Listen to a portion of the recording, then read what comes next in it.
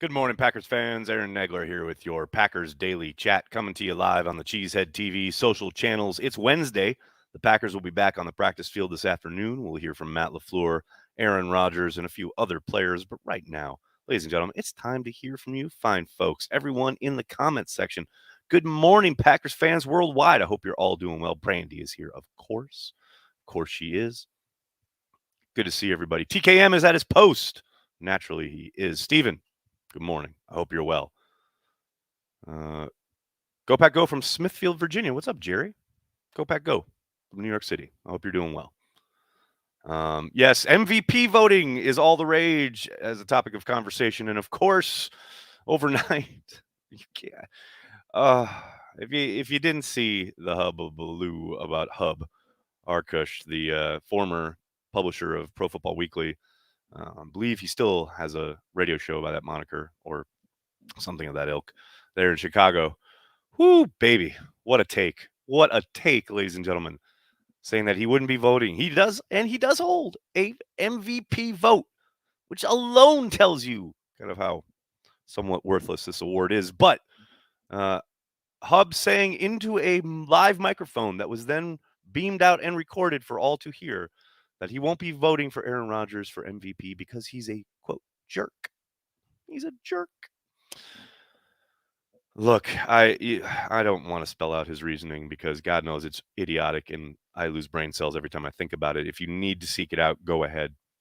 But if there isn't a finer example of a a need to completely overhaul the AP voting process, Hub just brought it dragging front and center. Um, I think any sentient human being knows that all that should matter is the play on the football field. Everything that happens off the field shouldn't enter in the equation whatsoever. Um, I guess some people need refreshing on this. I don't. I thought we were way past this, but apparently, Hub is trying to drag us back to 1955. So Aaron Rodgers is your MVP. It's not particularly close. I know I can hear arguments for a few other players. I know Jonathan Taylor has been getting a lot of love, and I understand it. But Aaron Rodgers is your MVP. If you look at the numbers, if you look at just the value to his team in regards to wins and losses, the fact how many games in a row now has he thrown multiple touchdowns with 0 interceptions, taking care of the football, leading to victories. They've got the best record in the league. Look at the one game he missed and how somewhat lost they looked on offense. It's just, you can pile it up any which way you want, and he's the MVP. And it feels dumb heading into week 18 having to explain that to people who supposedly are arbiters of NFL football and awarding a most valuable player award.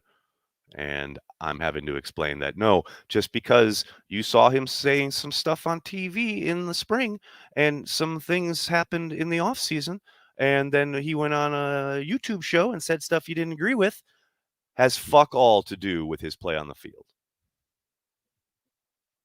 I mean, look, it's no secret. I am, vastly, roundly, extremely, exponentially disappointed in a lot of the stuff Aaron Rodgers has said this season, whether on McAfee or other venues.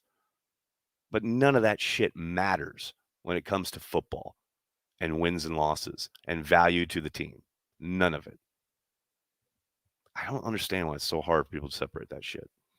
Anyway, I'm done. Rant over. Sorry. Just had to get that out of the way. It's top of the gig here. We got some super chats. Imagine that. Michael, thanks so much for the super chat. Tired of hearing about how home field didn't help us last year. NFC Championship game had minimal fans, no freezing temps or snow. Might as well have been a neutral site. It was somewhat muted. There's no doubt about it. Now, it was still a home environment, and you can't discount that. But I agree with your sentiment here, Michael, that it wasn't a true Lambeau advantage, which I think they should have this year. Now, you can't control the weather. Who knows? Maybe it's another mild day. But the fans being packed into the stadium should make a bit of a difference. Ultimately, though, I don't think any of those conditions led to Kevin King's brain fart or Aaron Jones fumbling or Will Redmond dropping an interception. You got to execute. And the Packers didn't. So, but I hear you, man. I hear you. Rick Ward, thanks for the super chat. Packers had 3 timeouts left at the end of the first half. I know. It was a glorious day. We celebrated on the watch party. It was beautiful. John, thanks for the super chat. Morning. Here's my $2 rent for 12 in Hub's Head. Nice. Thanks for the super chat. I like it a lot. Ian, thanks for the super chat. Hub also said haha was better than Amos. So yeah, I highlighted that tweet last night. Too too too too delicious. Best player on our defense this season, in your opinion? Ooh, Christian, that's a good question. I know a lot of people would probably point to Rasul Douglas, and I think they'd have a case, but I'm going to go with Kenny Clark. I don't think his work can be overstated. Even when guys have filled in admirably, we've had TJ Slayton in there for stretches when Kenny's gone down. I think how good he is very apparent down in and down out. The way he handles double teams completely scheming around trying to take care of him and still affecting plays. Yeah, I would give that nod to Kenny, and that's not to say that there aren't other guys worth it. But to me, Kenny is your best player. Now you get back Jair back on the field, he rounds into shape. You might, come for that award, but right now I think it's Kenny Clark. Jeff, thanks for the super chat. Atlas shrugged. I shrugged. We all shrugged. MVP. Fair enough. The best part about that was when he told McAfee he hadn't even read it. I love that. Alex, thanks for the super chat. Sadly, media narrative now is anyone over 12 for MVP. Somewhat, kind of. They're kind of searching, right? Mm-hmm. Now we've got Joe Burrow in there. Which, hey, man, Joe Burrow's fucking balling out. And there's little doubt of his value to that franchise and that squad. I tend to think Aaron's body of work is greater throughout the 2021 season, but that's just me. Chris, thanks for the super chat. Just watched Rodgers' interview from yesterday on Pat's show. Dude gives me chills almost every time he speaks. How you doing, Nags? I'm quite happy. Glad you're doing well, man. Thanks for joining us. Riley, thank you for the super chat. Predicting Matt LaFleur and Aaron Rodgers using all timeouts to start both halves just to get in your head. I mean, I wouldn't put it past them. Let's put it that way. I would not put it past them. Maybe I'll ask them about timeouts today when we get to talk to the guys. Let's give a shout out to our friends over at DraftKings Sportsbook. That's right, ladies and gentlemen. Download the DraftKings Sportsbook app now. Use code Cheesehead. That's code Cheesehead. The DraftKings Sportsbook is giving all new players a deposit bonus of up to $1,000 in free credits with their first deposit. Head to the DraftKings Sportsbook app right now and check out all they have to offer, including same-game parlays, player props, live betting, and so much more. DraftKings, America's top-rated sportsbook app, is safe, secure, and reliable. You can deposit and withdraw your money at your convenience. If Sportsbook is not yet available in your state, don't forget about the DraftKings Fantasy app. They are offering millions, and I'm talking millions of dollars in total prizes every week. DraftKings Sportsbook app, safe, secure, get it, win it. Talk to Oz. He's the man amongst us who has done it out there in Colorado and in his money. You want to do it, ladies and gentlemen. John, thank you for the super chat. I have been on the Preston Smith train all year. Gary and Smith have stepped up huge this year. Rodgers still owns Hub. Preston's having a baller year, man. It's just great that he's made most of his money back from the pay cut he took this offseason. I believe he's got 2 sacks left to get another $1 million. The guy is awesome. I love Preston. I love that story. As I said in the offseason, I think people were very harsh on Preston and his play in 2020. It wasn't nearly as bad as a lot of outsiders seem to suggest. He's not perfect, obviously, but he's a very good football player, and the Packers are lucky to have him. He is balling out, no doubt. Michael, thanks for the super chat. When Love takes over from Rodgers, what would be your view as a successful post-Rodgers career following 2 Hall of Fame legends that Love will have to? Just leading the offense, being efficient with the ball, and leading them to a championship. That's what it's all about. I mean, it doesn't matter if he's as good as Aaron and Brett. He's got to lead them to a championship. That's the standard. And if he fails to do that, likely that will coincide with a new general manager being put in place. It's harsh, but it's reality. So we'll see. Chris, thanks for the super chat. Keep your eyes on this name, Kevin Didio Weber. He will be the next Packers kicker. You don't think it'd be Molson there on the practice squad? We'll see. Portmaster, what's up, man? Thanks for the super chat. Hub should get his MVP vote taken away just for his Amos Clinton Dick's take alone. Just joking. I don't know. Why are you joking? You probably should. Is that scout that came over from Baltimore Milt Goody's right-hand man? Yes, Robin. Milt Hendrickson. They go way back. And he's been a nice addition. A lot of the in-season stuff that gets done somewhat usually gets generated or started with Milt. You can thank Milt for the Kelly edition late in the summer, things of that nature.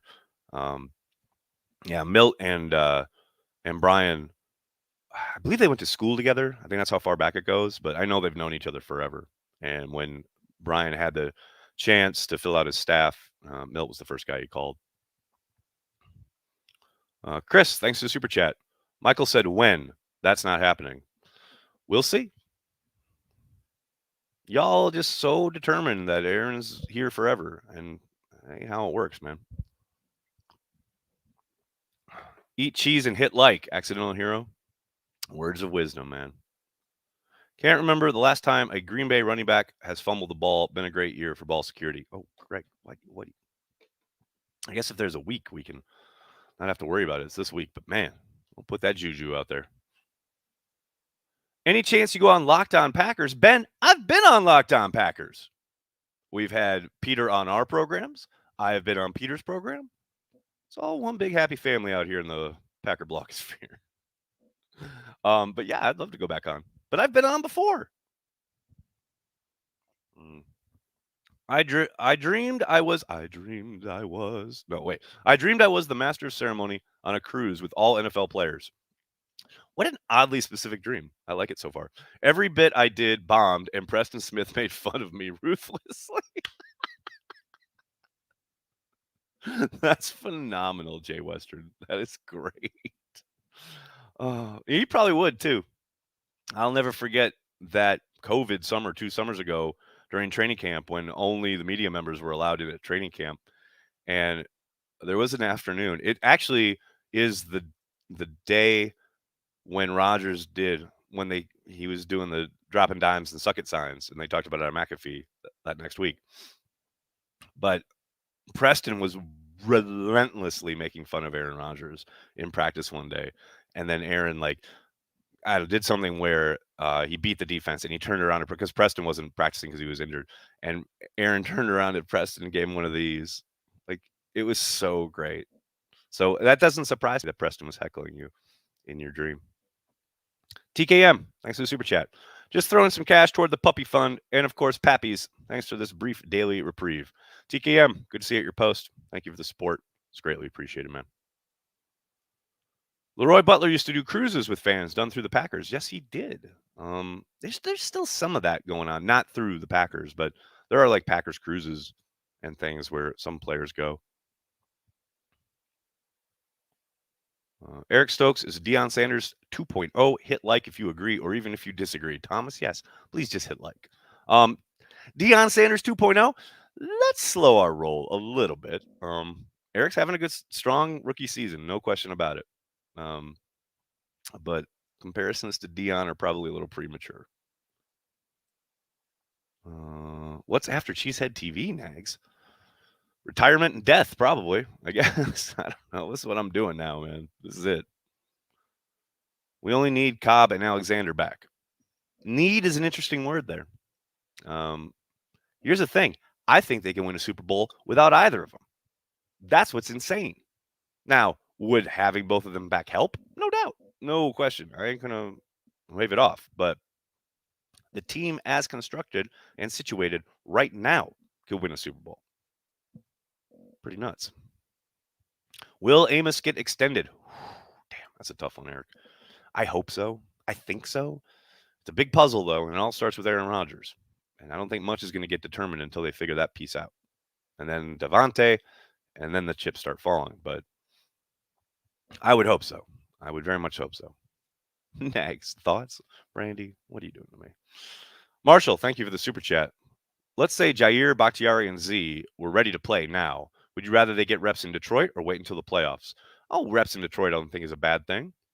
I understand the reticence of not playing them in a meaningless game and on turf and what have you, but I would prefer to get some reps. And I think Matt echoed this on Monday. I prefer they get some reps, game speed reps, kind of a tune up before hitting the ground running in the playoffs. That's that's a lot of intensity right out of the gate for your first reps of the year for some of those guys.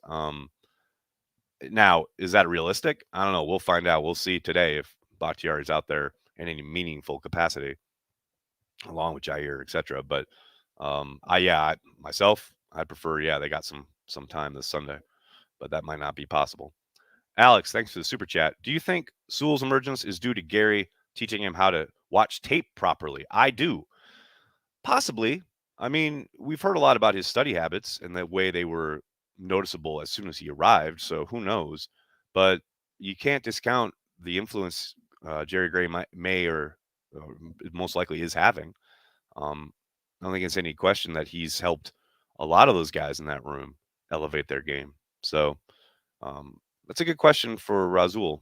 I know he's been asked about Jerry and he's answered kind of vaguely, but that's a good question. I might bring that up at some point. At this point, is Yash better prepared than Bakhtiari? I mean, he's had more reps this season, but Bakhtiari has thousands of banked reps, and he's a multiple all pro. Let's not get carried away here. Chris Long has said on his pod how much he likes Razul on that Eagles Super Bowl team. Yeah, it's crazy that Shannon Sullivan and Razul Douglas played together in Philadelphia. Like, it's kind of weird. Now they're here. They're in Green Bay secondary. But that's great to hear. I love that. You like to hear good things about your guys, no matter where they've been. How much is 12 playing for the MVP this weekend? I don't think he is. I think he's playing because he wants to keep playing and stay in a groove with the offense. I don't think he's doing it to pad stats or make a case for MVP or anything like that. Now, is that a byproduct? Sure, of course, naturally. But I buy them and him at their word when they say, 3 weeks off is a long ass time. And if he's feeling better, and it sounds like his toe is better, there's not really a need to sit him. Get him out there playing. Keep the groove going. I'm down with that. Chris, thanks for the super chat. You think Bakhtiari hasn't played just because the Packers are generally conservative injury-wise, or do you think he's genuinely not ready? Flip a coin. Man, I don't know. What? I don't understand, like, this idea that they're holding him out, like, in some spiteful way or something. No, when he's ready, he'll be out there. Point blank. I don't understand the conspiratorial nature of that question. Do we know how long the starters are playing this week? Packers are only -2 time to put the mortgage on it. We don't know how long the starters are playing this week. I'd be surprised if it's more than a half, but you never really know. Chris, thanks for super chat. He's playing to get rid of the Manning cast curse this week. He's a superstitious guy. Come on. Hey, guys have played for weirder reasons. I like it.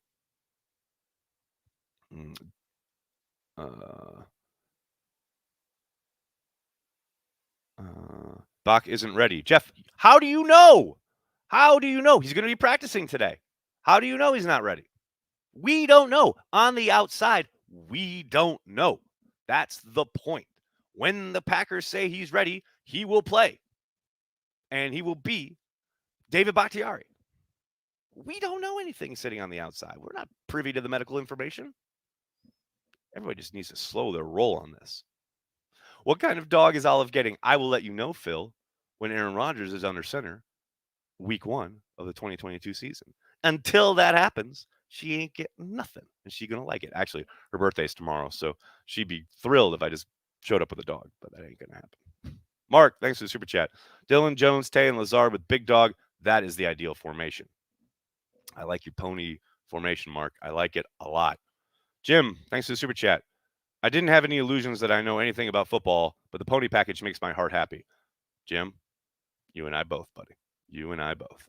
Keith, thanks for the super chat. Could Yash be our right tackle of the future since Turner will be a free agent after the 2022 season? Possibly, although I haven't seen him play much, if any, right tackle. He's been exclusively on the left side. Now, does that mean he can't do it? No, of course not. But um, we'll see. A long way to go there. Who knows what happens with Dennis Kelly as well. So, and maybe there's guys, younger guys they like that they can kick out. Who knows? But is it a possibility? I mean, now he's got all these reps under his belt. Maybe. We'll see.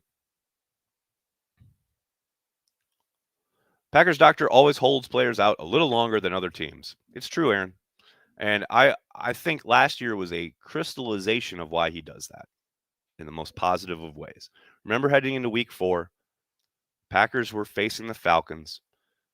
Devontae Adams, Julio Jones were both banged up. The Falcons let Julio Jones play. The Packers held Devontae out. Devontae put out the tweet and then deleted it and then talked about how frustrated he was. But he understood that the Packers were looking out for his best interests and the long-term interests of both the player and the team. They wanted Devontae available for down the stretch when they're trying to compete for a Super Bowl. And you have to say, right call. You flip it around. The Falcons played Julio Jones in that game. He aggravated his hamstring injury halfway through the game and was basically not completely done, but for all intents and purposes, done for the season. Barely contributed for the rest of the year. And this is the philosophy difference. And this is the Packers, they're not going to cave to a player who wants to get out there. They're going to make, usually, yes, the conservative, but the call that is in the best interest of the player and the team long term. And I, for one, applaud it. I'm all in on it. Who or what is a hub? That is a perfect place to leave this because you can go on the internet and find out. Thanks a lot, everybody. I can't thank you enough for hanging out, talking Packers each and every day. Be sure to join Corey and myself tonight. Packer Transplants Live will be back right here on the YouTube channel. So be sure, subscribe to the channel so you don't miss it. Hit like on this video and then tell your friends and tell your family. Cheesehead TV. We are devoted to Green Bay Packers fans worldwide. Thanks a lot, everybody. Have a great day. Go Pack Go.